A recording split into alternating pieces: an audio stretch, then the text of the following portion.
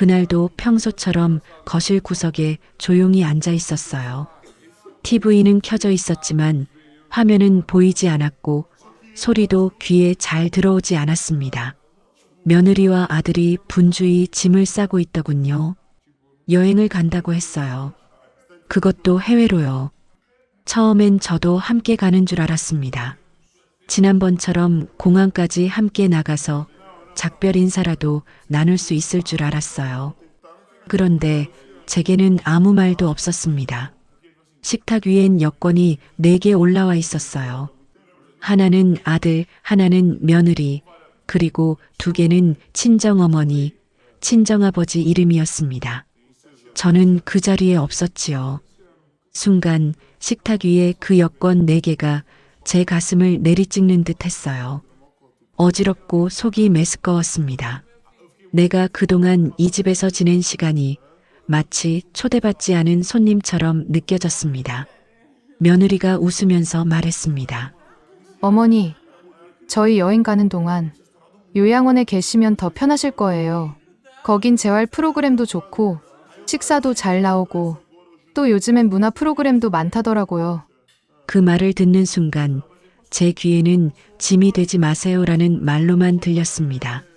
내가 뭐 대단히 해달라고 한 것도 아니고 그냥 이 집 구석에 조용히 앉아 있었을 뿐인데 그래도 손주가 학교 갔다 오면 간식 챙겨주고 빨래 널고 늦게 귀가하는 아들 기다리며 국 한 솥 끓여놓은 것도 저였는데 그게 그렇게 민폐였을까요? 며느리는 미안하다는 말도 없이 요양원 브로셔를 제 앞에 탁 펼쳐놓았습니다. 시설 사진이며 프로그램 설명이며 아주 정성스럽게 고른 듯한 인쇄물이었어요. 그 순간 저는 확실히 알았습니다. 이건 잠시의 배려가 아니라 이 집에서 나를 떼어내려는 완곡한 선언이라는 것을요. 그날 밤 짐을 쌌습니다. 오래전 친정에서 시집 올 때 들고 왔던 트렁크, 그것도 아직 버리지 못하고 있었지요. 그 안에 제가 가진 전부를 넣는데 1시간이 채 걸리지 않더군요. 옷 몇 벌, 손주 사진 몇 장, 그리고 남편 영정 사진. 그렇게 짐을 들고 요양원으로 향했습니다. 요양원은 생각보다 조용했습니다. 간호사분들은 친절했고 식사는 정갈하게 나왔어요. 하지만 그게 다였습니다. 따뜻한 말 한마디, 집안의 분주한 기척, 손주의 웃음소리, 그런 것들은 없었습니다. 이곳은 돌봄은 있어도 사람은 없는 곳이었습니다. 며느리는 가끔 전화를 했습니다. 아니, 가끔이라는 표현도 과한 말이겠지요. 처음 요양원에 들어간 날, 어머니 불편하신 건 없으세요? 라고 한번 묻고는 그 이후로는 문자 몇 통이 전부였습니다. 그 문자에는 늘 짧은 말만 있었습니다. 잘 계시죠? 간식 보냈어요. 내일 면회 갈게요. 하지만 정작 면회는 오지 않았습니다. 그리고 어느 날 요양원 TV에서 그들이 간 여행지가 나왔습니다. 하와이였어요. 화면 속에는 환하게 웃는 사람들, 푸른 바다, 고급 호텔과 리조트가 비쳤습니다. 그때 알았습니다. 아, 나는 그들이 떠난 여행지에선 아예 논의조차 되지 않았겠구나. 그 자리에 내가 끼어들 여지조차 없었다는 걸요.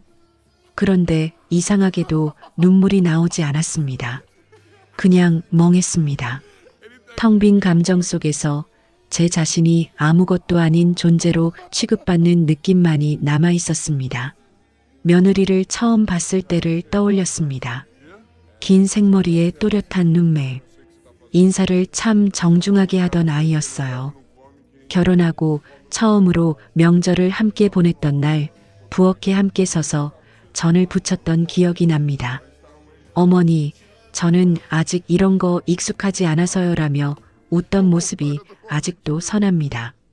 그땐 이런 날이 올 줄 몰랐습니다.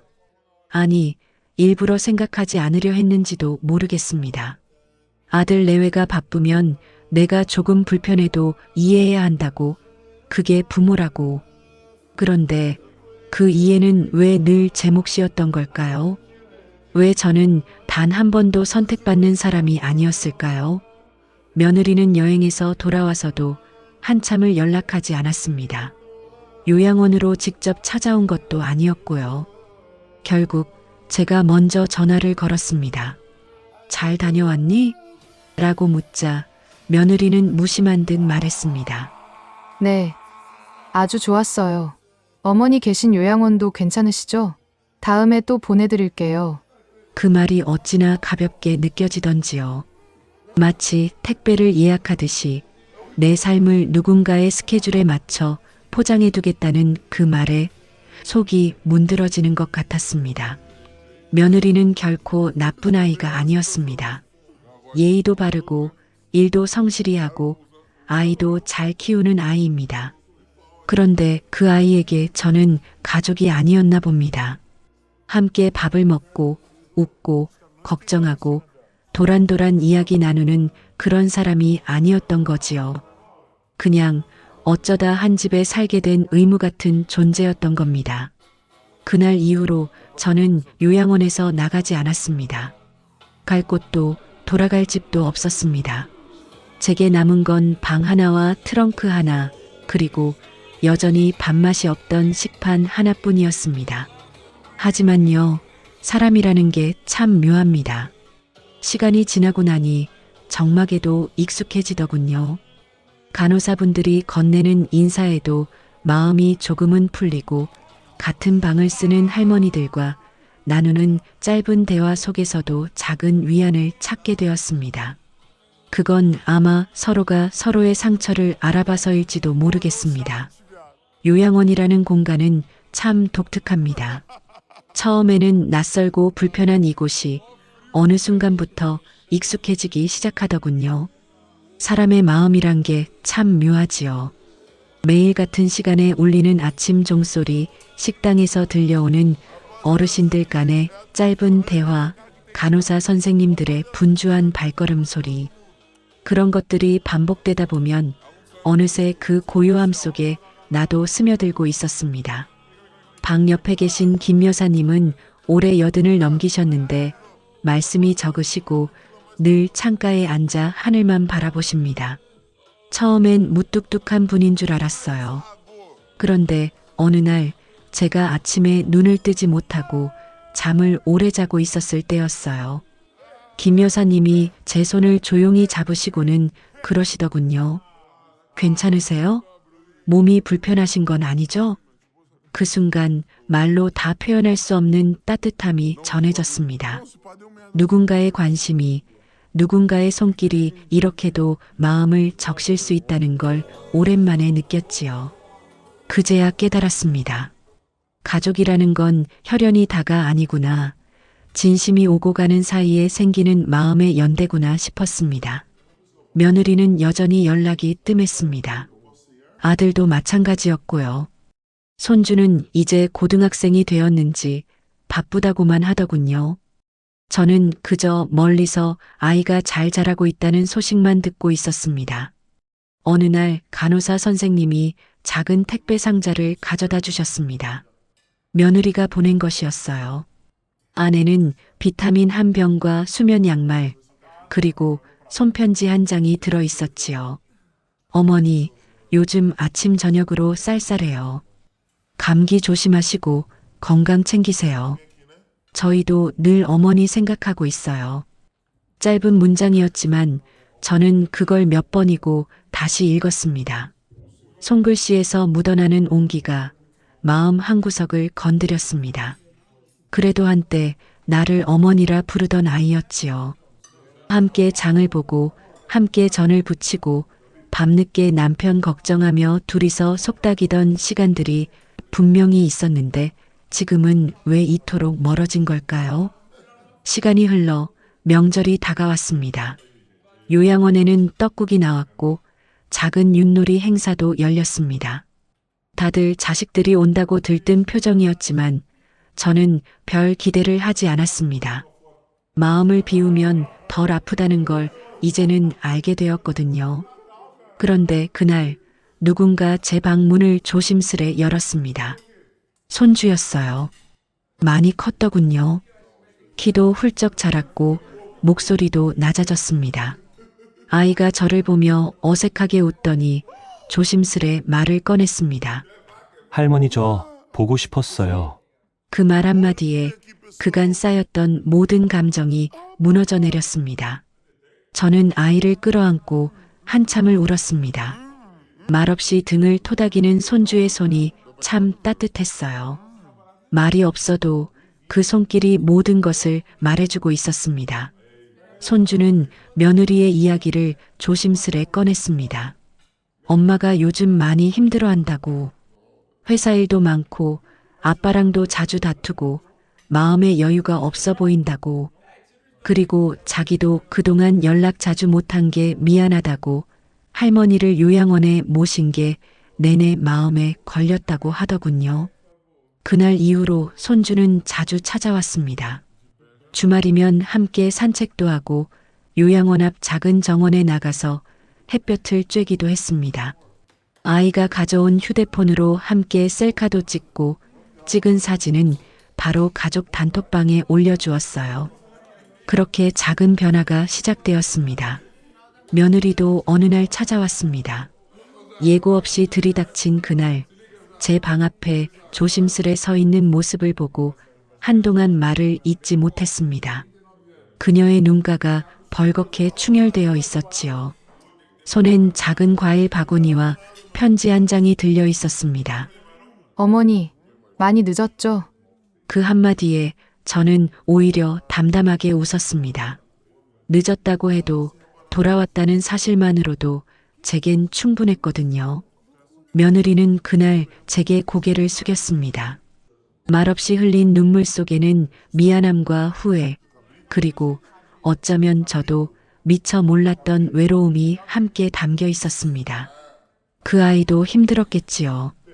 그동안 나 혼자 상처받았다고 여겼지만 며느리 역시 마음 한구석에서 죄책감을 안고 살아왔을지도 모릅니다. 저는 그날 며느리의 손을 조심스레 잡았습니다. 따뜻했습니다. 다시는 차가운 말이나 행동으로 서로를 밀어내지 않기를, 서로에게 남은 시간을 소중히 여기기를 바라며 그렇게 손을 놓지 않았습니다. 그 후로 며느리는 달라졌습니다.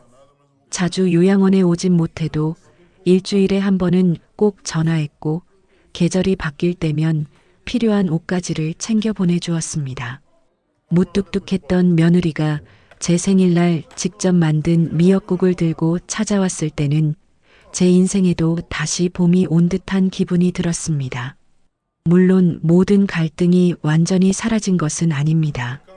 아직도 마음 한구석엔 작은 멍이 남아있지요. 하지만 이제는 그것마저도 덤덤히 받아들일 수 있게 되었습니다. 상처를 주고받았지만 서로에게 용서를 구할 수 있는 관계라는 것이 얼마나 귀한 일인지 이제야 알게 되었습니다. 그날 이후로 저는 자주 거울을 들여다보게 되었습니다. 요양원 화장실 세면대 위에 붙은 작은 손거울이었지만 그 안에서 마주한 제 얼굴은 오랜만에 무언가를 말하고 있는 듯 했습니다. 얇아진 뺨선, 깊어진 주름, 흐릿해진 눈동자. 하지만 그 속엔 조금씩 생기가 돌아오기 시작했습니다. 외롭고 쓸쓸하다는 감정보다 다시 살아야겠다는 생각이 먼저 드는 날이 늘어갔지요. 아침엔 일찍 일어나 이불을 개고 작은 창문을 열어 바람을 맞았습니다. 늘 같은 풍경이라도 매일 다른 느낌이 들었습니다. 봄이면 꽃내음이 들고 여름이면 선풍기 바람 끝에서 어릴 적 기억이 떠올랐습니다. 문득 젊었을 때 제 삶이 파도처럼 밀려들곤 했습니다. 아이 셋을 키우며 허리를 제대로 펼 새도 없던 시절, 남편 병수발 들면서도 바느질로 생활비를 보태던 날들, 그 속에 묻혀 살았던 제 이름이 이제야 조금씩 제게 말을 꺼는 듯 했습니다. 요양원에서는 자원봉사자분들이 가끔 음악 프로그램을 하러 옵니다. 하모니카를 부는 분도 있고 통기타를 들고 노래를 부르는 청년도 있지요. 어느 날 찔레꽃이라는 노래를 함께 부르는 시간이 있었는데 그 노래를 듣는 순간 가슴이 먹먹해졌습니다.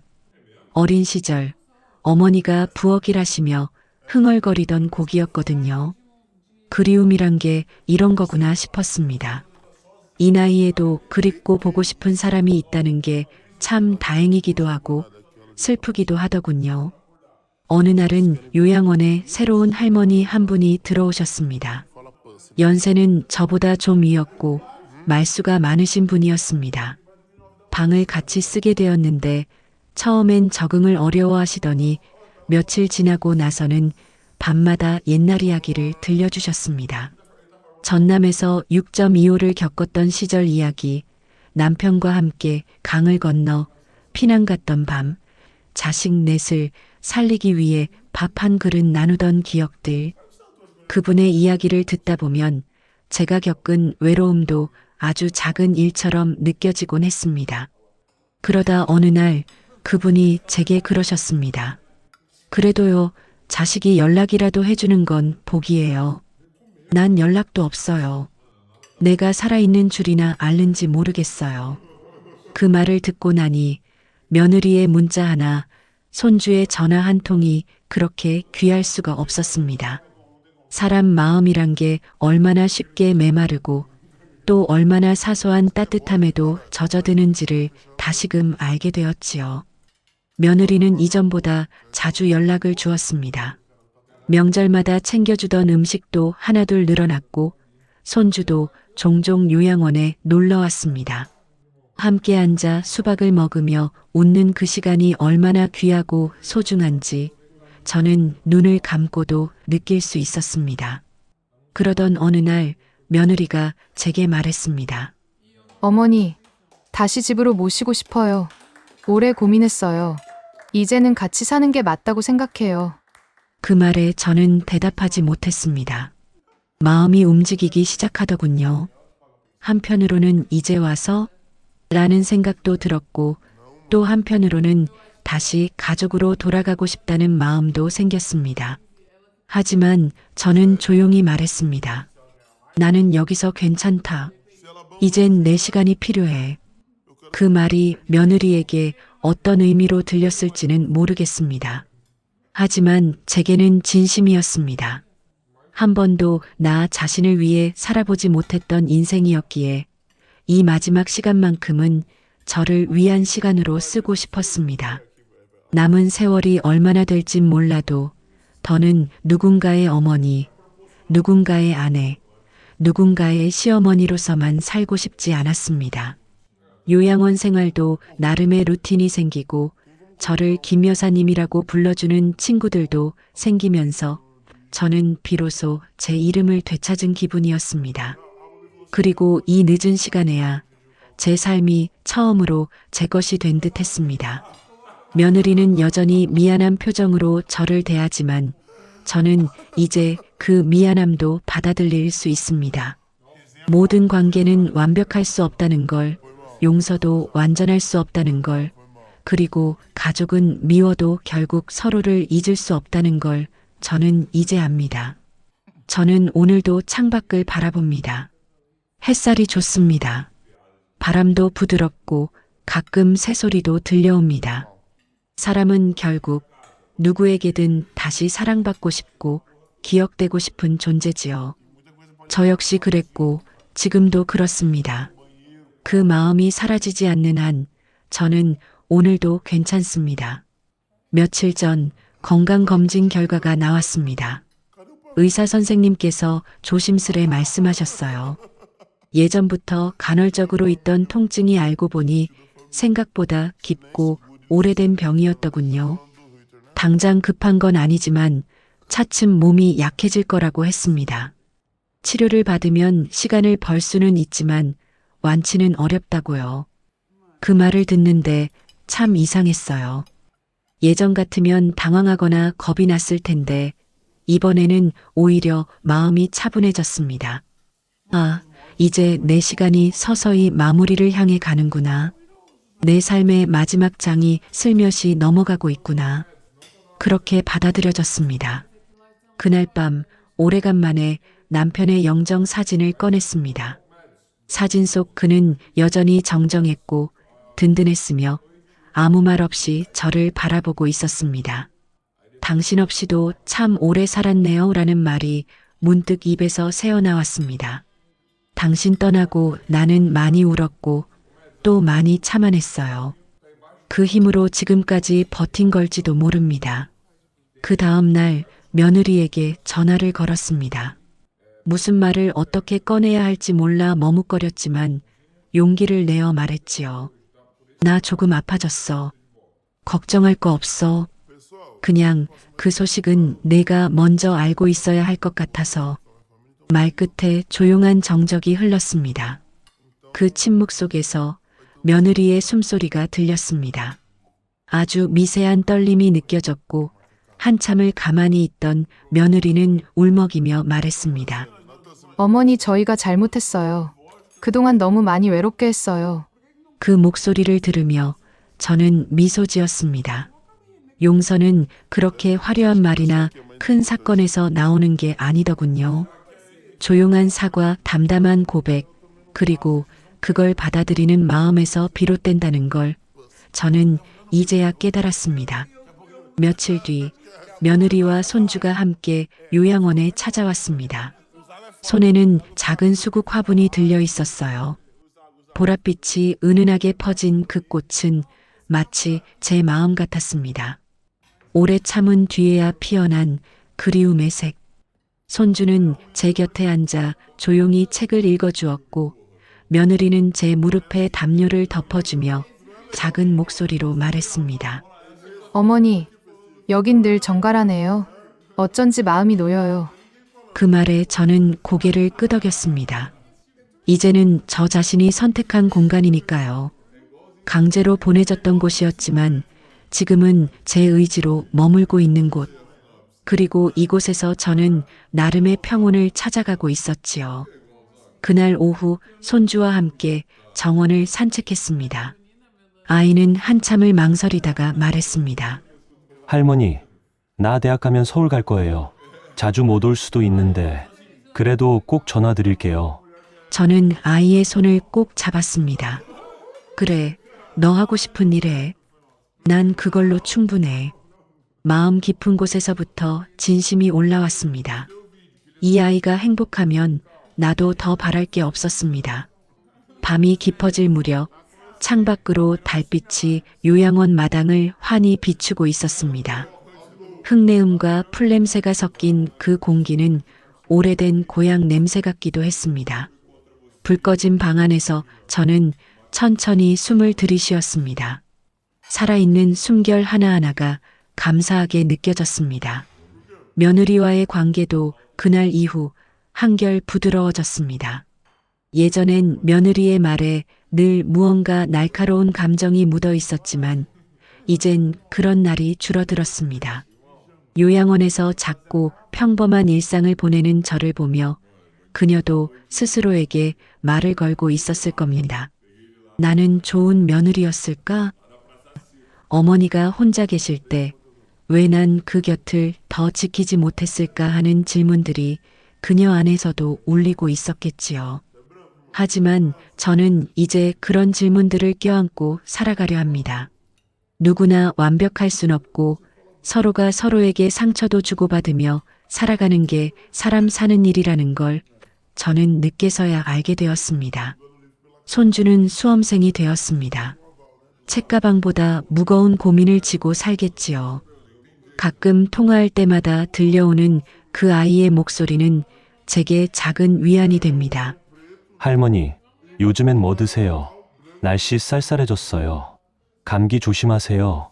그 짧은 말들이 저에겐 큰 선물이지요. 시간은 흘러 이제는 가을이 문턱을 넘어가고 있습니다. 낙엽이 창문에 흩날리고 마당 나무에도 붉은 기운이 돌기 시작했어요. 인생도 그렇게 서서히 물들어가나 봅니다. 찬란하지는 않아도 누군가의 기억 속에 은은히 남을 수 있다면 그것만으로도 충분한 인생이지요. 요양원 병실의 커튼 사이로 아침 햇살이 들어옵니다. 창밖에선 청소차가 지나가는 소리가 들리고 멀리선 간호사 선생님의 발걸음이 규칙적으로 들려옵니다. 평범한 하루의 시작이지만 제겐 더없이 고요하고 귀한 시간입니다. 남은 시간이 얼마나 될진 알 수 없지만 이제는 하루하루를 헤아리는 대신 그 하루에 마음을 담아 살아가기로 했습니다. 며칠 전엔 오래된 앨범을 꺼냈습니다. 결혼식 사진, 첫 아이 안고 찍은 사진, 남편과 함께 웃고 있는 사진, 그리고 며느리와 처음 찍은 가족 사진까지. 사진 속에 저는 참 건강하고 단단해 보였습니다. 젊음의 얼굴엔 두려움보다 책임이 더 컸고 기쁨보다 인내가 더 깊게 새겨져 있었습니다. 그런데 이상하게도 그 시절의 사진을 보며 마음이 저릿했던 건 그 모든 순간들이 너무 빨리 지나가 버렸기 때문이었습니다. 며느리와의 첫 대면이 떠올랐습니다. 아들이 데리고 와서 인사를 시켰던 그날, 저는 묘한 감정이었습니다. 반갑기도 하고 질투 같기도 하고 또 조심스러운 기대도 있었지요. 그 아이는 또박또박 말을 했고 저를 향해 깊이 고개를 숙였습니다. 저는 그 순간 이 아이가 내 딸이 될 수도 있겠다는 마음이 들었습니다. 지금 생각해보면 그건 딸이기를 바란 게 아니라 가족이기를 바랐던 거겠지요. 혈연이 아닌 관계 안에서 마음을 나누는 일이 얼마나 어려운 일인지, 그리고 또 얼마나 필요한 일인지 그땐 잘 몰랐습니다. 그 아이는 애썼습니다. 나름대로 노력했고 최선을 다했습니다. 그런데도 우리는 서로 엇갈렸습니다. 말보다 눈치를 먼저 보았고 감정보다 역할을 먼저 의식했으니까요. 저도 그 아이도. 사랑은 있었지만 표현이 서툴렀고 애정은 있었지만 경계가 앞섰습니다. 그리고 시간이 흐르면서 그 작은 틈은 점점 커져서 깊은 골이 되었습니다. 이제와 돌이켜보면 어쩌면 우리는 서로에게 너무 많은 걸 기대했는지도 모르겠습니다. 어머니는 이래야 한다. 며느리는 저래야 한다. 그 수많은 틀 속에 서로를 꿰맞추려 했던 것 같습니다. 결국 그 기대는 실망으로 이어졌고 그 실망은 마음의 문을 닫게 만들었지요. 하지만 그 문이 완전히 닫히지 않았다는 걸 저는 요즘 들어 자주 느낍니다. 문틈으로 들어오는 빛처럼 며느리의 말과 손길이 제게 닿고 있습니다. 손주와 함께 앉아 웃던 저녁, 며느리가 제 무릎에 덮어준 담요의 따뜻함, 그것들이 닫혔던 마음을 조금씩 다시 열고 있습니다. 며칠 전에는 며느리가 조심스럽게 말했습니다. 어머니, 혹시 남기고 싶은 말씀 있으세요? 손주에게나 저희에게. 그 말에 저는 생각에 잠겼습니다. 남기고 싶은 말이라 많았지요. 너무 많아서 어디서부터 시작해야 할지 몰랐습니다. 하지만 저는 결국 이렇게 대답했습니다. 그냥 살아가는데 너무 서두르지 말라고 전해줘. 젊을 땐 다 급하잖아. 그런데 돌아보면 정말 중요한 건 늘 천천히 오더라. 며느리는 눈시울이 붉어졌습니다. 저는 더 말을 잇지 않았습니다. 말보다 마음이 먼저 전해졌으리라 믿었기 때문입니다. 요즘은 자주 피곤합니다. 예전 같지 않게 잠도 자주 깨고 몸이 무겁습니다. 그래도 오전 햇살이 좋은 날엔 정원에 나가서 따뜻한 차를 마십니다. 김 여사님과 나란히 앉아 낙엽 떨어지는 소리를 듣습니다. 말없이도 통하는 사이가 되어버린 우리 둘은 그렇게 함께 늙어갑니다. 그녀도 가족의 소식을 오랫동안 기다려왔고 요즘은 저처럼 마음을 내려놓고 있다고 했습니다. 우리는 서로를 위로하며 하루하루를 온기로 채웁니다. 언젠가 떠나게 되면 며느리에게는 내 서랍 안에 있는 손편지들을 전해달라고 부탁해 두었습니다. 손주에겐 어릴 적 함께 찍은 사진 몇 장과 내가 직접 고른 작은 시집 한 권을 남길 생각입니다. 그 안에는 제가 평생 간직했던 시 한 구절이 적혀 있습니다. 살아가는 일은 곧 이별을 준비하는 일. 그러나 끝내 이별이 아니라 사랑으로 기억되기를. 이 말이 그 아이들 가슴에 오래 남았으면 좋겠습니다. 내가 남기는 말들이 잔소리가 아닌 다정한 유산으로 닿기를 바랍니다. 오늘도 하루가 저물어 갑니다. 해가 지고 요양원 창문엔 어스름이 내려앉습니다. 며느리는 오늘도 찾아왔습니다. 말없이 제 옆에 앉아 책을 읽습니다. 저도 그 옆에서 가만히 숨을 쉽니다. 이 조용한 동행이 무엇보다 깊은 위안이 됩니다. 그리고 이 시간이 제 인생에서 가장 따뜻한 기억으로 남을 것 같습니다. 다음날 평소처럼 아침을 먹고 간단히 체온을 재던 중 간호사 선생님이 제 손을 꼭 잡고 말하셨습니다. 오늘은 면회객이 많으시네요. 복도에서 기다리는 분들이 줄을 섰어요.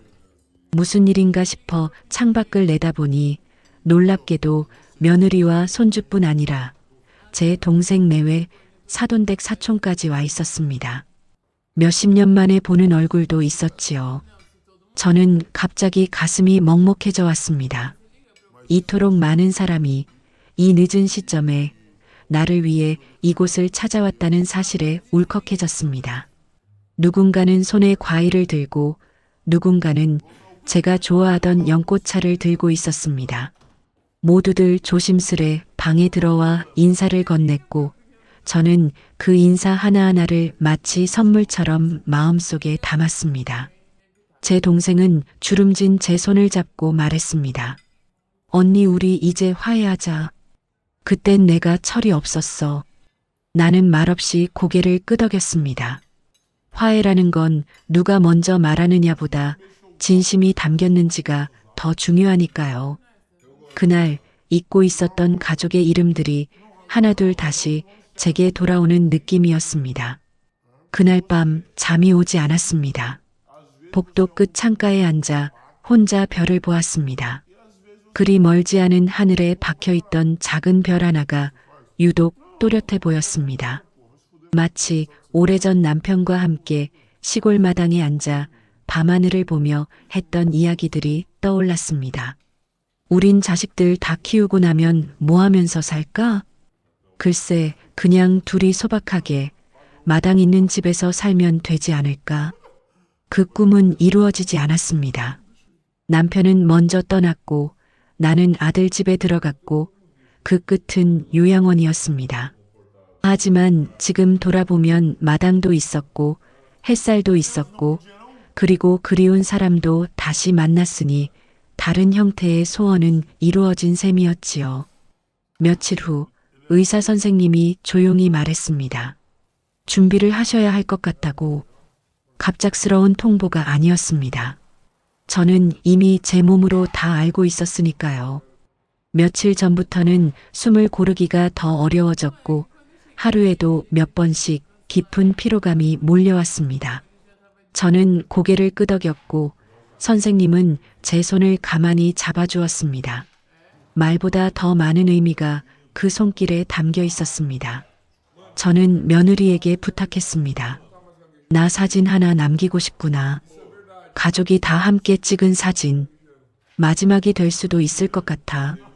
며느리는 아무 말 없이 카메라를 챙겼고 그 주말에 아들과 손주, 며느리, 제 동생까지 모두 모였습니다. 우리는 작은 정원 의자에 나란히 앉아 사진을 찍었습니다. 누군가 웃자 모두 따라 웃었고 그 웃음은 진심으로 퍼졌습니다.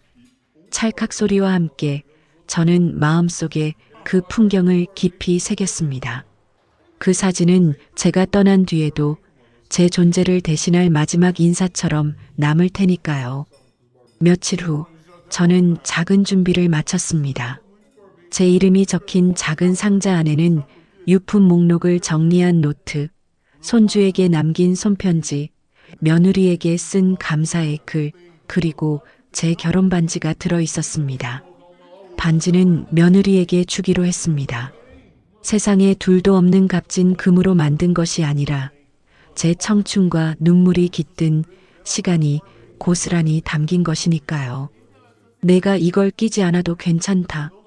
그냥 내가 나를 기억할 때 한 번쯤 만져주면 그걸로 됐다. 며느리는 말없이 눈물만 흘렸습니다. 제가 바라던 건 그저 이 인연이 미움으로 끝나지 않기를 바라는 마음뿐이었습니다. 그날 밤 손주가 제 방에서 자겠다고 했습니다. 침대 옆 간이 침대에 누워 책을 읽더니 이불을 덮고 제게 조용히 말했습니다.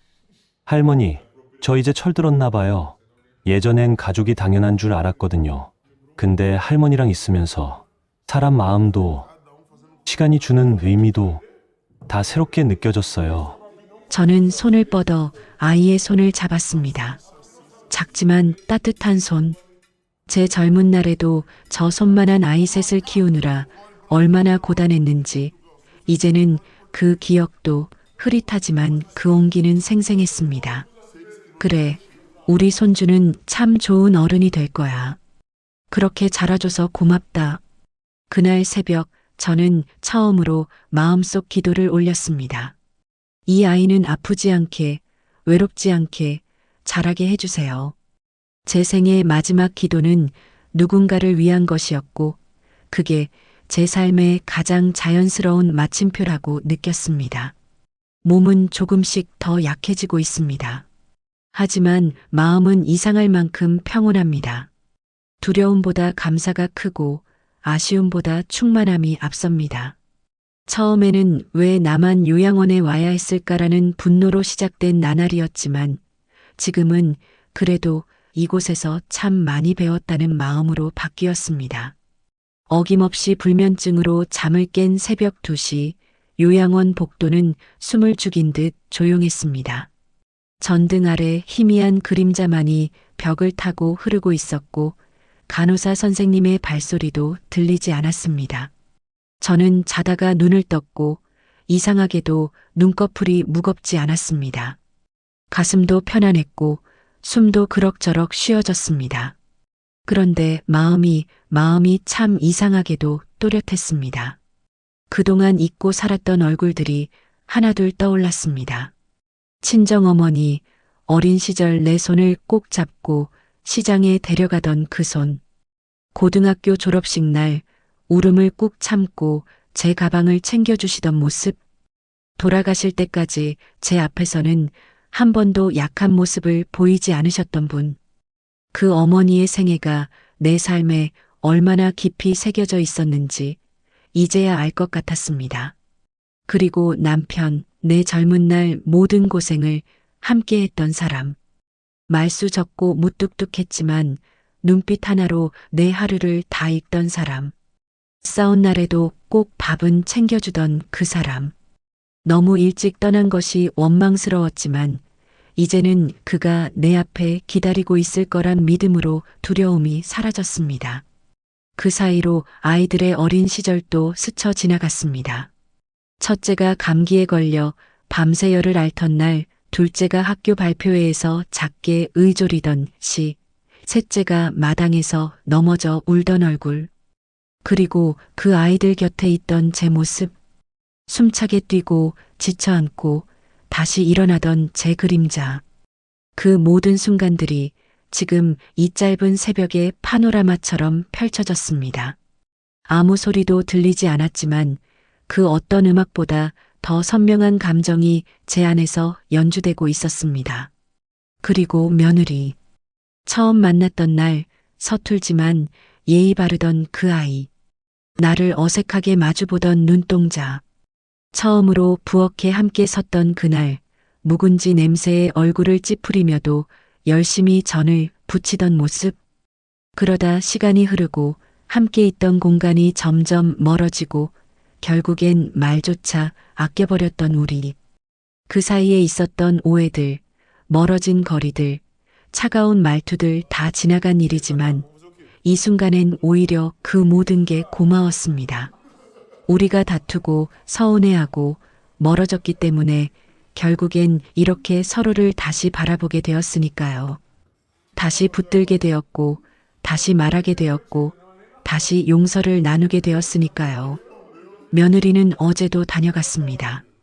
오후엔 손주와 함께 들어왔고, 저녁엔 혼자 제 옆에 앉아 손톱을 깎아주었습니다. 손이 떨리는지 몇 번이나 다시 다듬었지만 그 정성이 제겐 다 전해졌습니다. 말없이 제 무릎 위에 담요를 덮어주고 밤이 깊자 조용히 말했습니다. 어머니, 꼭 다시 태어나시면 제게 딸로 와주세요. 그러면 제가 꼭 더 잘해드릴게요. 그 말을 듣고 저는 오래도록 가만히 있었습니다. 눈물이 흘렀지만 그 눈물은 서러움이 아니라 따뜻함 때문이었습니다. 한 생의 끝자락에 누군가로부터 이런 말을 듣는다는 건 그것만으로도 충분히 사랑받았다는 뜻이겠지요. 충분히 살아냈다는 뜻이겠지요. 그날 밤 저는 평소보다 일찍 잠에 들었습니다. 그런데 꿈인지 현실인지 그 사이에서 어떤 장면 하나가 떠올랐습니다. 제가 흰 치마 저고리를 입고 남편과 함께 꽃길을 걷고 있었습니다. 양옆으론 벚꽃이 흩날리고 있었고 남편은 예전처럼 말없이 제 손을 꼭 쥐고 있었어요. 그 손이 따뜻했습니다. 아무 말도 없었지만 그 손 하나로 모든 안심이 되었고 저는 말했습니다. 당신 오래 기다렸죠. 남편은 조용히 고개를 끄덕였습니다. 이젠 같이 갑시다. 남편은 아무 대답 없이 제 손을 더 꼭 잡았습니다. 꿈에서 깬 후에도 그 온기가 제 손에 남아있는 듯 했습니다. 그리고 그 순간 저는 알았습니다. 이젠 준비가 다 되었구나.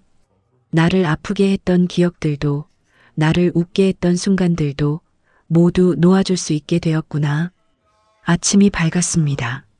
간호사 선생님이 들어와서 커튼을 열고 창밖을 보여주셨습니다. 바람이 잔잔히 흔들리고 있었고 햇살이 사뿐히 발끝에 내려앉았습니다. 선생님이 말했습니다. 오늘은 유난히 바람이 따뜻하네요. 저는 그 말에 고개를 끄덕였고 그 말을 마지막으로 남기고 싶다는 생각이 들었습니다. 오늘은 유난히 바람이 따뜻하다. 그 말 속에 제 삶의 마지막이 담긴 것 같았습니다. 누구에게도 미움 남기지 않고 누구에게도 무거운 말 남기지 않고 그저 조용히 바람처럼 사라지는 것. 하지만 아직 떠날 순 없습니다. 아직 하고 싶은 말이 조금 더 남았습니다. 며칠 전부터는 몸이 예전보다 훨씬 무거워졌습니다. 식사도 반그릇 이상은 잘 들어가지 않고 물을 마시는 일조차 조심스럽습니다. 간호사 선생님이 제 팔에 링거를 꽂으며 말했습니다. 힘드시죠, 여사님? 괜찮습니다. 너무 애쓰지 않으셔도 돼요. 그 말이 왠지 낯설게 들리지 않았습니다. 평생을 애쓰며 살아왔던 제게 이제는 더 애쓰지 않아도 된다고 말해주는 첫 목소리였으니까요. 그렇게 저는 조금씩 내려놓는 연습을 하고 있습니다. 이불을 걷는 속도를 늦추고 창을 여는 손길을 멈추고 오래도록 바라보던 마당의 꽃들도 한 송이씩 눈에 담고 있습니다. 며느리는 여전히 자주 찾아옵니다. 요즘은 조용히 제 옆에 앉아 뜨개질을 합니다. 자주색 실로 작은 목도리를 짜더군요. 손주에게 줄 거라며 웃지만 저는 알고 있습니다. 그 아이는 지금 마음을 다잡고 있는 겁니다. 저와의 이별을 준비하면서 무언가를 짓고 만들고 남기려 애쓰는 겁니다. 저도 예전에 그랬습니다. 어머니가 돌아가시기 전 마지막까지 식사를 챙기던 제 모습을 떠올리며 생각했습니다. 그 아이도 나처럼 남기고 싶은 사랑을 조용히 쌓고 있는 중이겠지요.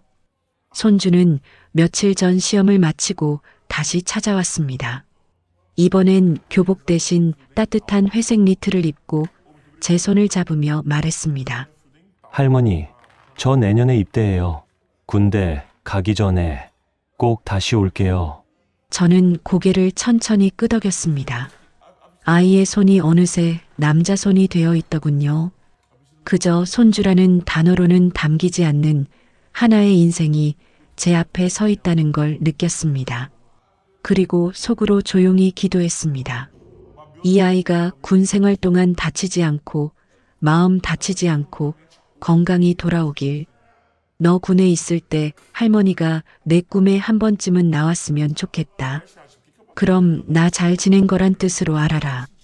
손주는 아무 말 없이 웃었습니다. 그러나 그 눈빛이 말하고 있었습니다. 그 웃음 하나로 저는 마음이 놓였습니다. 이 아이는 잘 자랄 겁니다. 내 마음을 기억하고 그 따뜻함을 어딘가에서 이어갈 겁니다. 며느리는 저와 대화를 할 때면 요즘 들어 예전보다 훨씬 조용한 사람이 되었습니다. 말수가 줄었다기보다 조심스럽고 깊어졌달까요? 물 한 잔을 내밀며 손을 내릴 때의 그 속도, 눈을 맞추는 각도, 그것들이 다 달라졌습니다. 사람이 마음을 내면 손끝에서도 느껴진다는 걸 새삼 실감하게 됩니다. 그 아이는 얼마 전 제게 혼잣말처럼 이렇게 말했습니다. 어머니, 이젠 제가 더 어른 같지 않아요? 그 말에 저는 웃었습니다. 물론이지. 지금의 내 눈빛이 예전 나보다 더 깊고 단단하다고. 그런 이야기를 전해주고 싶었지만 말로는 다 담지 못해 그냥 손을 잡아주었습니다. 때로는 그 손이 가장 진한 말이 되니까요. 요양원 정원에는 이제 꽃보다 낙엽이 많습니다. 매일 아침마다 누군가 빗자루로 쓸어도 금세 다시 내려앉습니다. 그 모습을 보며 생각했습니다. 사람의 기억도 이 낙엽과 같다고. 아무리 쓸어내도 어느샌가 다시 마음속에 쌓이는 게 기억이지요. 사랑도 미움도 아쉬움도 그 잎사귀처럼 남는 겁니다. 그렇기에 저는 지금 남는 기억 하나하나를 정리하고 있습니다.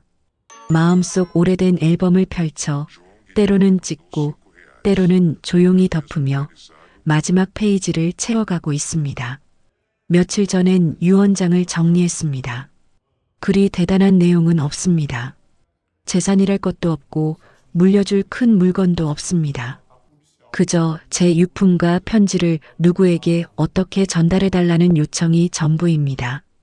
그리고 마지막 한 줄엔 이렇게 적었습니다. 모두 고맙고 모두 미안합니다. 나는 여러분의 이름을 품고 떠납니다. 그 문장을 쓴 뒤 오래도록 펜을 내려놓지 못했습니다. 너무도 많은 얼굴이 떠올랐기 때문입니다. 제 삶에 스쳐간 사람들, 아픔을 남긴 이들조차 결국 제 인생의 무늬가 되어준 존재들이었으니까요. 그들 없인 지금의 제가 완성될 수 없었을 테니까요. 이제는 매일 밤 잠들기 전 조용히 마음을 접습니다. 누구에게 전하지 못한 말이 있을까? 서운함을 남긴 표정은 없었을까? 반성보다는 감사의 시선으로 하루를 정리합니다. 그렇게 정리하다 보면 어느새 가슴이 덜 무겁고 숨이 더 고릅니다. 마지막이라는 말은 아직 입에 담지 않았습니다. 하지만 모두가 알고 있습니다. 이젠 긴 말보다 조용한 눈빛 하나, 손짓 하나, 그 안에 모든 마음을 담는 연습을 하고 있습니다. 오늘은 이상하게도 몸이 가볍게 느껴졌습니다. 밤이 깊었지만 졸리지 않았고 통증도 그리 심하지 않았습니다. 요양원 방 안은 조용했고 창밖의 달빛이 희미하게 이불 끝을 비추고 있었습니다. 저는 그 빛을 따라가듯 고개를 돌렸습니다. 낯익은 천장, 익숙한 공기, 그리고 손끝으로 느껴지는 이불의 감촉이 마치 오랜 친구처럼 느껴졌습니다. 지금 이 순간이 마지막일지도 모른다는 생각이 들었습니다. 그런데 이상하게도 두렵지 않았습니다. 이미 다 정리했고 마음속 이야기들도 하나씩 꺼내어 필요한 이들에게 전했기 때문입니다. 미련은 없다고 말하진 않겠습니다.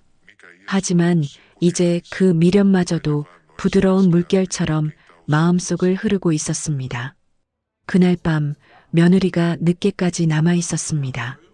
원래는 저녁까지만 있다가 가는 일정이었지만 뭔가 마음이 이상하다며 간호사에게 부탁해 간이 침대를 하나 더 놓았지요. 저와 눈을 맞추며 말했습니다. 어머니, 오늘은 그냥 여기서 잘게요. 저 괜히 집에 가기 싫어요. 그 말이 그렇게 고마울 수가 없었습니다. 말은 안 해도 그 아이도 알았던 겁니다. 지금 이 밤이 그냥 넘어갈 밤이 아니라는 걸요. 저는 천천히 손을 뻗어 며느리의 손등을 짚었습니다. 오랜 시간 함께한 사람의 체온은 말보다 더 많은 것을 전합니다. 그 아이는 말없이 제 손을 감싸쥐었고 우리는 그렇게 한동안 서로의 숨소리만 들으며 누워 있었습니다. 그리고 그 사이사이로 아주 오래된 기억들이 떠올랐습니다. 어린 시절 아궁이 앞에 앉아 어머니와 감자를 삶아 먹던 겨울밤, 신혼 첫날 밤 낯선 방에서 남편이 제 손을 꼭 잡고 우리 잘 살아보자 속삭이던 목소리, 처자이가 태어났을 때 아기의 손가락을 처음 만지던 그 짧고 강렬했던 감각, 며느리가 처음으로 저를 어머니라고 부르던 날 서툰 그 말이 내 귀에 얼마나 크게 울렸던지, 그리고 손주가 초등학교 때 제 무릎에 앉아 동화책을 읽으며 졸던 그 작고 따뜻했던 머리, 그 수많은 기억들이 지금 이 순간 내 숨결과 함께 어딘가로 흘러가고 있었습니다. 마치 제 속에서 마지막으로 정리되어 다른 세상으로 옮겨지는 듯 했습니다. 그 기억들 덕분에 저는 조금도 외롭지 않았습니다. 오히려 너무도 따뜻했습니다. 그날 새벽 저는 며느리에게 조용히 속삭였습니다. 얘야 고맙다. 정말 고맙다. 그 아이는 아무 말 없이 제 손을 더 세게 쥐었습니다. 울지 않으려고 애쓰는 표정이었고 그 애씀마저도 저에겐 가장 큰 위로였습니다. 사람이 사람을 끝까지 지킨다는 것, 그것이야말로 가장 숭고한 사랑이라는 걸 그 아이는 모를지도 모릅니다. 하지만 저는 알았습니다. 그 순간 문득 숨이 깊어졌습니다. 천천히 들이쉬고 천천히 내쉬는데 마치 가슴속 깊은 곳에 담겨있던 오래된 한숨이 비로소 빠져나가는 느낌이었습니다. 그리고 그 한숨이 다 빠져나갔을 때 저는 마음속으로 마지막 인사를 꺼냈습니다. 아가야, 나는 간다. 하지만 너와 함께였던 이 생은 내게 축복이었다. 우리 또다시 만날 수 있다면 그땐 꼭 딸로 와다오. 내가 웃으며 안아줄게. 이번 생처럼 서운하게 하지 않을게. 정말 고마웠다. 눈꺼풀이 점점 무거워졌고 시야는 흐려졌지만 그 흐릿함 속에서도 며느리의 손끝은 여전히 내 손을 꼭 잡고 있었습니다. 그 온기가 마지막으로 느껴진 따뜻한 인간의 체온이었고 나는 그걸 품에 안은 채 서서히 잠으로 빠져들었습니다. 그 밤 저는 그렇게 조용히 떠났습니다. 아무런 말도 없이, 그러나 누구보다 많은 이야기를 가슴에 품은 채 시어머니의 방은 여전히 따뜻했습니다.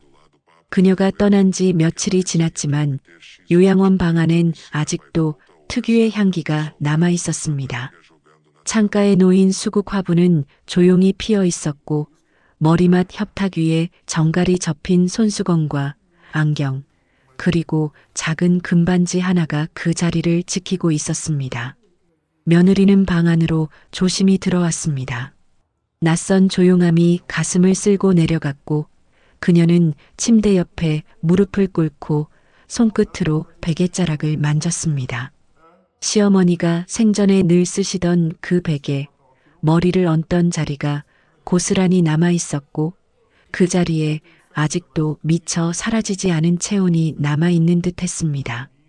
그녀는 방 안 한 구석에 놓인 작은 나무 상자를 열었습니다. 시어머니가 떠나기 전 직접 준비해 두었던 상자였습니다. 거기엔 3장의 편지가 있었고 각각의 봉투에는 아들에게, 손주에게, 그리고 나의 며느리에게라는 글씨가 또박또박 써 있었습니다. 떨리는 손으로 며느리는 나의 며느리에게라고 적힌 봉투를 열었습니다. 안에는 바랜 종이에 정갈하게 눌러 쓴 글씨들이 있었습니다. 얘야, 이 편지를 내가 언제 읽게 될지 나는 모른다. 하지만 내가 이 글을 읽는 순간은 아마도 내가 이 세상을 떠난 뒤겠지. 그렇다면 먼저 너에게 정말 고맙다는 말을 전하고 싶다. 나는 평생을 누구의 딸로, 아내로, 엄마로, 시어머니로 살았지만 그 중에서도 시어머니라는 이름으로 내 곁에 있었던 날들이 가장 어렵고도 의미 있었다. 너는 나에게 아들이 데려온 사람이 아닌 내 인생이 처음으로 맞이한 또 하나의 여성이었다.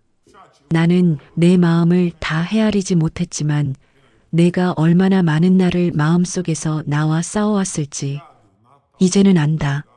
내가 미처 모른 척했던 그 노력들, 그 조심스러움들. 이제서야 마음 깊이 고맙다고 말하고 싶다.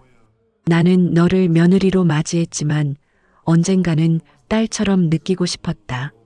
그러지 못해 미안했고 늦게나마 그렇게 느껴져서 다행이다.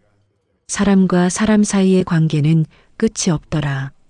비록 내 육신은 사라지더라도 너와 나 사이에 남은 정은 이 공간 어딘가에 남아 너를 지켜줄 것이다. 그러니 이제 너는 너의 삶을 살아라. 누구의 며느리도 누구의 어머니도 아닌 너 자신으로. 그리고 한 가지만 부탁하마. 내 손주가 너처럼 누군가를 사랑하게 될 때, 그때는 지금보다 더 따뜻한 사람이 되어주기를. 그걸 위해 넌 이미 충분히 아팠고 잘 견뎌냈다. 나는 내가 자랑스럽다. 그리고 정말 많이 고맙다. 편지를 읽는 동안 며느리는 눈물 한 방울 흘리지 않았습니다. 하지만 편지를 다 읽고 난 뒤 종이를 조심스레 접으며 중얼거렸습니다. 어머니 왜 이제서야 이런 말씀을? 그녀는 그날 밤 시어머니의 침대에 조용히 누웠습니다. 숨결 하나 들리지 않는 공간에서 천장을 바라보며 오래도록 눈을 감고 있었습니다. 자신도 모르게 입가에 맺힌 한 줄기 눈물이 베개에 스며들었습니다. 며느리는 다음 날 아들과 함께 요양원에 다시 들렀습니다. 손주는 작은 손가방을 들고 있었고 가방 안에는 자신이 직접 쓴 편지 한 장과 고등학교 때 할머니가 줬던 시집이 들어 있었습니다. 아이는 어머니의 눈치를 살피며 조용히 말했습니다. 엄마, 할머니 자리엔 이 책을 두면 좋을 것 같아요. 이 시 할머니가 예전에 나한테 읽어주신 거거든요. 그날 오후 시어머니가 잠들었던 창가에는 시집 한 권과 수국 한 송이가 놓였습니다. 그리고 그 옆에는 그녀가 남긴 작은 반지와 편지, 그리고 손주의 짧은 메모가 함께 남겨졌습니다. 할머니, 저 잘 살게요. 그리고 가끔은 꿈에 꼭 와주세요. 저도 보고 싶을 때가 많을 거예요. 며느리는 시어머니가 남긴 작은 상자를 들고 돌아가는 길에 문득 하늘을 올려다보았습니다. 어쩌면 아주 먼 어딘가에서 시어머니가 조용히 미소 지으며 내려다보고 있을 것 같았습니다. 이제는 미움도 오해도 다 끝났다는 걸 느낄 수 있었습니다.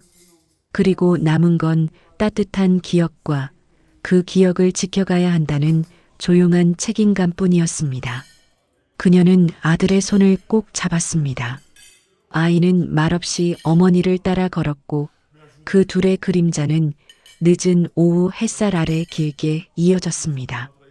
그 그림자 위로 보랏빛 수국이 조용히 흔들리고 있었습니다. 시어머니가 떠난 뒤로 요양원 복도는 더 이상 낯설지 않은 공간이 되었습니다. 며느리는 한 달에 한 번 정기적으로 그곳을 찾았습니다. 마치 누군가를 다시 마중하듯 말없이 정원 의자에 앉아 햇살을 마시곤 했습니다. 처음엔 그곳을 마주할 용기를 내기까지 오래 걸렸지만 지금은 오히려 그곳에서 가장 많은 위로를 받는 자신을 발견하게 되었지요. 손주도 가끔 동행했습니다. 군 입대를 앞두고 할머니와의 약속을 끝까지 지키고 싶다고 말하더군요.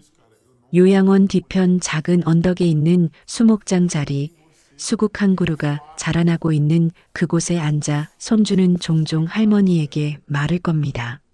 할머니, 저도 누군가에게 따뜻한 사람이 되도록 해볼게요. 그러려면 조금 더 아파야 하는지도 모르겠지만 이제는 그게 두렵진 않아요. 그 말에 며느리는 아이의 옆모습을 바라보며 조용히 고개를 끄덕입니다.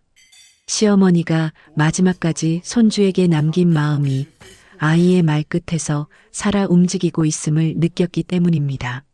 아이는 더 이상 아이가 아니었고 그녀 또한 이전과는 다른 사람이 되어 있었습니다. 시어머니가 세상을 떠난 날로부터 1년이 흐른 지금 며느리는 이전보다 자주 하늘을 올려다봅니다. 습관처럼 생전 시어머니가 머물던 창가를 바라보기도 하고 정리한 유품 상자를 조심스레 다시 열어보기도 합니다. 그 안에는 아직도 봉인되지 않은 감정이 남아 있었고 때때로 그 감정이 잔잔히 퍼져나가 삶의 다른 구석을 비추곤 했습니다. 시어머니의 마지막 편지를 읽은 뒤 며느리는 한동안 자신의 이름을 제대로 불러본 적이 없었습니다. 누군가의 아내, 누군가의 엄마, 누군가의 며느리로 살아온 지난 시간 속에서 그녀는 어느 순간 자기 자신을 잊고 있었던 겁니다. 그런데 시어머니가 마지막으로 남긴 그 한 문장, 이제는 너의 삶을 살아라. 그 말이 자꾸 머릿속을 맴돌았습니다. 그래서 그녀는 작은 다이어리를 꺼내 하루에 한 줄씩 자신의 이름으로 시작하는 글을 쓰기 시작했습니다. 민정아, 오늘은 내가 참 잘 견뎠다. 민정아, 너무 오래 참지 않아도 된다. 민정아, 이제는 내가 원하는 방식으로 살아도 된다. 그 글귀들은 시어머니가 남긴 온기처럼 그녀의 일상을 조금씩 바꾸기 시작했습니다. 무심하게 지나쳤던 아침 햇살이 따뜻하게 느껴지고 늘 같은 길도 다르게 보였습니다. 삶은 그렇게 조금씩 다시 피어났습니다. 어느 날 그녀는 손주와 함께 예전 가족 사진을 펼쳐보았습니다. 시어머니가 요양원에서 남긴 마지막 사진, 모두가 웃고 있던 그 장면 앞에서 아이가 말했습니다. 엄마, 우리도 이렇게 나이 들어서 웃고 있으면 좋겠어요. 누군가의 기억 속에 따뜻한 사람으로 남을 수 있다면 그걸로 충분하지 않을까요? 그 말이 며느리의 마음을 툭 건드렸습니다. 예전에는 그렇게까지 멀리 내다보지 못했으니까요. 지금 웃을 수 있는 것도 버거운 날들이었고 내일이 오는 게 부담스럽기만 했던 시절도 있었으니까요. 하지만 이제는 달라졌습니다. 누군가에게 남은 사람이 된다는 것이 어떤 의미인지 알게 되었기 때문입니다. 며느리는 시어머니가 남긴 반지를 조심스레 꺼내 들었습니다. 그 작고 낡은 금반지를 손가락에 끼워보며 조용히 중얼거렸습니다. 이제야 조금 알 것 같아요, 어머니. 그날 어머니가 왜 내 손을 그렇게 오래 잡고 계셨는지. 반지는 손에 꼭 맞았습니다. 마치 시어머니가 자신의 삶 일부를 물려주고 간 듯한 느낌이 들었습니다. 그건 단순한 장신구가 아니었습니다. 함께 보낸 시간, 견뎌낸 고통, 그리고 나눈 용서가 하나로 녹아있는 작지만 묵직한 유산이었습니다. 그날 밤 며느리는 편지를 한 장 써내려갔습니다. 이번엔 자신이 보내는 편지였습니다. 어딘가로 직접 닿을 수는 없지만 언젠가 다시 만날 수 있을지도 모른다는 희망을 품고 조용히 봉투에 넣었습니다. 어머니께 한동안 저는 어머니를 원망하기도 했습니다. 그리고 저 자신도 많이 미워했습니다. 그런데 시간이 지나고 어머니가 제게 남긴 말과 기억들을 되짚어 보면서 그 모든 순간이 결국엔 저를 지탱해 준 것이었음을 알게 되었습니다. 살아있다는 건 남겨진 사람으로서 그 온기를 지켜가는 일이라는 걸 이제야 이해하게 되었습니다. 어머니, 저는 잘 살아가겠습니다. 그리고 언젠가 다시 만났을 때 지금처럼 어색하지 않게 웃으며 인사드릴 수 있기를 바랍니다. 그날까지 잘 계세요. 편지는 가방 깊숙이 넣어졌습니다. 보내지 않아도 괜찮았습니다. 중요한 건 전하고자 한 마음이었고 그것은 이미 시어머니 곁에 닿아 있으리라 믿었기 때문입니다. 시간은 참 조용히도 흘러갔습니다. 어느덧 시어머니가 떠난 지 3년. 며느리는 여전히 같은 아파트에서 조금은 느긋하게 하루하루를 살아가고 있습니다. 예전엔 매일 무엇을 해야 한다는 조급함에 시달렸다면 이제는 그 무엇보다 어떻게 살아가는지를 더 중요하게 여기게 되었습니다. 거실 한켠에는 여전히 시어머니의 사진이 놓여 있습니다. 흑백으로 인화된 조용히 웃고 있는 얼굴. 가끔 집에 들어오는 손주가 그 앞에서 먼저 인사를 건넬 때면 며느리는 속으로 중얼거립니다. 잘 보고 계시죠, 어머니? 이 아이 참 잘 크고 있어요. 손주는 이제 군 복무를 마치고 복학을 준비 중입니다. 짧은 머리에 한층 단단해진 어깨를 가진 아이는 어느 날 저녁 며느리와 나란히 밥을 먹다 문득 말했습니다. 할머니가 저한테 남긴 시집 기억나요? 그거 요즘도 자주 펴봐요. 가끔 저한테 글을 쓰게 해요. 며느리는 그 말을 듣고 조용히 웃었습니다. 할머니의 흔적이 단지 사진이나 물건으로 남은 게 아니라 아이의 감정과 문장에 남아있다는 것. 그것만으로도 충분히 시어머니는 지금도 이 집 안 어딘가에 살아있는 셈이니까요. 가끔은 그런 생각도 듭니다. 시어머니가 언젠가 며느리였을 그 시절, 그 또한 이렇게 누군가를 원망하고 이해하고 결국엔 용서하며 살았겠구나. 그리고 며느리인 나도 언젠가는 누군가에게 그런 존재가 될 수도 있겠구나. 그 연결고리 속에 살고 있다는 사실이 예전 같으면 무거웠겠지만 지금은 다정하게 느껴집니다. 봄이 오고 정원 한 구석에 있는 수국이 다시 피었습니다. 해마다 같은 자리에서 피고 지는 꽃이지만 유독 올해는 색이 더 짙고 단단했습니다. 며느리는 그 앞에서 조용히 두 손을 모았습니다.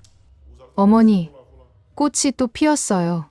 그 꽃 피는 계절마다 어머니가 다시 돌아오는 것 같아요. 그리고 그렇게 중얼거린 뒤 뒤돌아서며 말했습니다. 이젠 괜찮아요. 그 한마디에 담긴 세월과 감정은 말로 다 설명할 수 없었습니다. 하지만 그건 확실했습니다. 이젠 진짜 괜찮다는 걸. 미움도 후회도 그 모든 감정이 꽃잎 사이로 흩날려 더 이상 며느리의 어깨를 짓누르지 않는다는 걸. 그리고 마지막으로 며느리는 시어머니의 반지를 벗어 작은 유리함에 넣었습니다. 더 이상 애써 간직하지 않아도 시어머니는 이미 마음에 살고 있었기 때문입니다. 그녀는 창문을 열고 깊게 숨을 들이마셨습니다. 바람이 불었습니다. 아주 익숙하고 다정한 바람이었지요. 마치 아주 오랜만에 시어머니가 그녀의 이름을 다시 한번 불러주는 것 같았습니다. 이야기는 이렇게 끝이 났지만 사실 끝이 아닙니다. 어떤 관계는 삶이 다한 뒤에도 여전히 이어지고 사랑은 때로 가장 조용한 방식으로 오래오래 남습니다. 지금 이 순간에도 누군가의 며느리였고 어머니였던 그 이름은 다른 이름으로 또 다른 자리에서 살아가고 있을 것입니다. 그렇게 우리는 서로를 기억하며 살아갑니다. 기억이 곧 사랑이 되는 방식으로.